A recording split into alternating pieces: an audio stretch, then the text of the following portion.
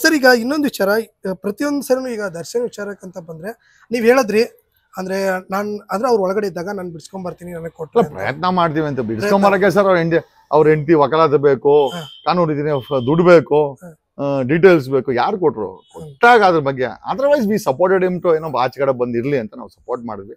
ಅವ್ರ ಅಡ್ವೊಕೇಟ್ ಅನ್ನ ಮಾಡ್ತಾ ಇದ್ರು. ನಾವು ಎಲ್ಲ ನಮ್ಮ ಕೈಲಿ ಆದಂತ ಒಂದು ಸಪೋರ್ಟ್ ಮಾಡಕ್ಕೆ ಟ್ರೈ ಮಾಡಿದ್ವಿ. ಅವರು ಫಾಲೋವರ್ಸ್ ಒಂದಷ್ಟು ಜನ ಹುಚ್ಚಾಟ ಆಡಿದ್ರು. ಅದಾದ್ಮೇಲೆ ಹಾಕೊಂಡು ರುಬ್ಬಿದ್ವಲ್ಲ, ನೋಡಿದ್ರಲ್ಲ ಈಗ ಎರಡೂ ಆಯ್ತು. ರುಬ್ಬಿಂಗು ಆಯ್ತು, ಈ ಕಡೆ ಸಪೋರ್ಟಿಂಗ್ ಆಯ್ತು, ಎರಡೂ ಆಯ್ತು. ಉಳಿಸ್ಕೊಳೋದು ಬಿಡೋದು ಆತನ ಬಿಟ್ಟಿದ್ದು. ನಮ್ಗೇನಾಗಬೇಕಾಯ್ತು? ನನಗೇನು ಸರ್ ಅವ್ನ ಕಟ್ಕೊಂಡು ನನ್ಗೇನಾಗಬೇಕಾಯ್ತು ಸರ್? ಎಂಡ್ರನ್ನ ಎಂಡ್ರನ್ನ ಕೇಳ್ಕೊಬೇಕು ಸರ್. ನನಗೆ ಕೇಳಿದೆ ಬಾಂಧವ್ಯ. ಒಬ್ಬ ಸ್ಟಾರ್ದ ಆಗಿದ್ದ, ಈಗ ಒಬ್ಬ ಕೊಲೆ ಆರೋಪ ಇದೆ, ಕೊಲೆ ಆರೋಪ ಮುಕ್ತ ಮಾಡ್ಕೊಂಡ್ಲಿ. ಮುಂಚೆ ಆ ಥರ ಶೆಡ್ಯೂಲ್ಗೆ ಹೋಗ್ದಿರ ಮನೇನಿರ್ಲಿ, ಬೇಕಾದ್ರೆ ಸ್ಟಾರ್ ಹೋಟ್ಲ್ಗೆ ಹೋಗ್ಲಿ, ಮನೆಗೆ ಹೋಗ್ಲಿ, ಪಕ್ಕದ ಮನೆಗೆ ಹೋಗ್ದಿರಲಿ ಅಂತ ಹೇಳ್ತೀನಪ್ಪ. ಇನ್ನೇನು ಹೇಳಕ್ಕಾಗತ್ತೆ ಅವನಿಗೆ? ನನ್ನೇನೋ ಹಬ್ಬ ಗಿಬ್ಬ ಮಾಡವನೆ, ಚೆನ್ನಾಗಿರೋ ಫಾರ್ಮ್ ಹೌಸ್ ಅಲ್ಲಿ ಹೆಂಡ್ರು ಮಕ್ಕಳನ್ನ ನೋಡ್ಕೊಂಡು ಮಗ ಬರ ಬೆಳಿತಾವನೆ. ಇವೆಲ್ಲ ಸಾಕು ಹುಚ್ಚಾಟ ಅಂತ ನಮ್ಮ ವಿನಯನ್ ಸವಾಸ, ಆ ಶೆಡ್ ಓನರು ಜಯಣ್ಣನ ಸವಾಸ, ಈ ಕ್ರಿಮಿಗಳ ಸವಾಸ ಎಲ್ಲ ಬಿಟ್ಟು ಹೆಂಗೋ ದೇವ್ರು ಎಲ್ಲ ಭಗವಂತ ಎಲ್ಲ ಕೊಟ್ಟವನೆ.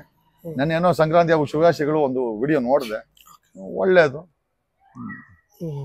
ಸರ್ ನನಗೇನೋ ಆತ ಪರಿಚಯ ಏನಿಲ್ಲ, ನಾನು ಯಾವತ್ತೂ ಡೈರೆಕ್ಟ್ ಭೇಟಿನೂ ಮಾಡಿಲ್ಲ, ನಾನೇನು ಫ್ಯಾನು ಅಲ್ಲ ಅಪ್ಪಂದು. ಓಕೆ, ಒಳ್ಳೆ ಫಿಲಮ್ಸ್ ಮಾಡಿದ್ದಾನೆ, ಯಾವ ಜನರಲ್ ಆಗಿ ನೋಡಿರ್ಬೋದು. ನಾವು ಆತರ ಫ್ಯಾನು ಗೀನು ಬಾಸು ಗೀಸು ನಮ್ದೆಲ್ಲ ಏನು ಸೀನ್ ಇಲ್ಲ. ಓಕೆ, ಯಾಕಂದ್ರೆ ನಮ್ಮ ಅಪ್ಪ ಅಮ್ಮನೇ ನಮಗೆ ಬಾಸು. ಅದು ಬಿಟ್ರೆ ಒಂದು ಲೆವೆಲಲ್ಲಿ ಎಸ್, ನಾವು ಎಲ್ಲರಿಗೂ ಹೇಳೋದೇನಂತಂದ್ರೆ, ನಿಮಗೆ ನೀವು ಬಾಸ್ ಆಗಿ, ಯಾರನ್ನ ಬಾಸ್ ಅನ್ಕೊಳಕ್ ಹೋಗ್ಬೇಡಿ. ಯಾರು ನಮ್ಮನ್ನ ನಾವು ಬಾಸ್ ಅನ್ಕೊಂಡ್ರೋ ಅವ್ರು ಉದ್ಧಾರ ಆಗವ್ರೆ. ಬೇರೆಯವ್ರನ್ನ ಬಾಸ್ ಹೋದ್ರು ಗ್ರೀಸ್ ಹೊಡಿಯೋದು, ಸೊಪ್ಪು ಮಾರೋದು, ಪಾತಿ ಸಾಮಾನು ಮಾರೋದು, ಇಲ್ಲ ಯಾವ್ದೋ ಫುಟ್ಬಾಲ್ ತಗೋದು, ಇಲ್ಲ ಕೊಲೆ ಮಾಡಿ ಜೈಲ್ಗೆ ಹೋಗೋದು, ಈ ತರ ಆಗ್ಬಿಟ್ಟವ್ರೆ. ಸೊ ಬೇರೆಯವ್ರನ್ನ ಭಾಷೆ ಅನ್ಕೊಳಕ್ ಹೋಗ್ಬಿಡಿ. ಎಸ್, ಫಿಲಮಲ್ಲಿ ನೋಡಿದಾಗ, ವ್ಯಕ್ತಿತ್ವಗಳು ನೋಡಿದಾಗ, ಆ ಡೈರೆಕ್ಟರ್ ಮಾಡಿಸೋ ಆಕ್ಟಿಂಗ್ ನೋಡಿದಾಗ ನಮ್ಗೆ ಇಷ್ಟ ಆಗುತ್ತೆ. ಒಬ್ಬ ಹೀರೋ ತರನೇ ಇರಲಿ. ಹೀರೋನ ನಿಜ ಜೀವನದ ವಿಲ್ಲನ್ ಮಾಡಿದ ಹುಡುಗರೆ ಇವತ್ತು ನಮ್ ಬಾಸ್ ಅನ್ಕೊಂಡು ಆ ಹೈಪ್ ಕೊಟ್ರು.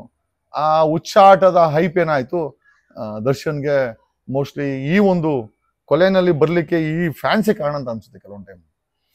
ಅವ್ರು ಮಾಡಿರೋಂಥ ಉಚ್ಚಾಟಗಳಿಂದ ನಮ್ ಬಾಸು ಗಾಸು ಅನ್ಕೊಂಡು, ಸೊ ಅವ್ರೇನ್ ಅನ್ಕೊಂತಾರೆ, ಪರವಾಗಿಲ್ಲ ಇಷ್ಟು ಫ್ಯಾನ್ ಬೇಸ್ ಇದೆಯಲ್ಲ ಅಂತಾರೆ. ಬಟ್ ಕಾನೂನು ಯಾವ ಬಾಸ್ನು ತಲೆ ಕೆಡ್ಸ್ಕೊಳಲ್ಲ ಅಲ್ವಾ?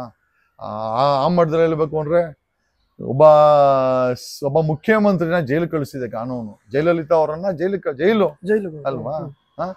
ಹಂಗಾಗಿ ಸರ್ ಯಾರು ದೊಡ್ಡವರಲ್ಲ ಸರ್. ಯಡಿಯೂರಪ್ಪ ಅಂತ ಒಬ್ಬ ಮಾಜಿ ಮುಖ್ಯಮಂತ್ರಿ, ಅವನು ಈಗ ಪ್ರೆಸೆಂಟ್ ಪೋಸ್ಕೋ ರೇಪ್ ಕೇಸಲ್ಲಿ ಇದ್ದಾನೆ, ಪೋಕ್ಸೋ ಕೇಸಲ್ಲಿ ಜೈಲ್ಗೆ ಹೋಗಿ ಬಂದ. ನೋಡಿದ್ರಲ್ಲ, ಅಂತ ಮೆರಿತಾ ಇದ್ರು ಜನಾರ್ದನ್ ರೆಡ್ಡಿ ಅವರೆಲ್ಲ, ಗ್ಯಾಂಗ್ ಎಲ್ಲ, ಆನಂದ್ ಸಿಂಗ್ ಅವರೆಲ್ಲ ಜೈಲ್ಗೆ ಹೋಗಿಲ್ವಾ?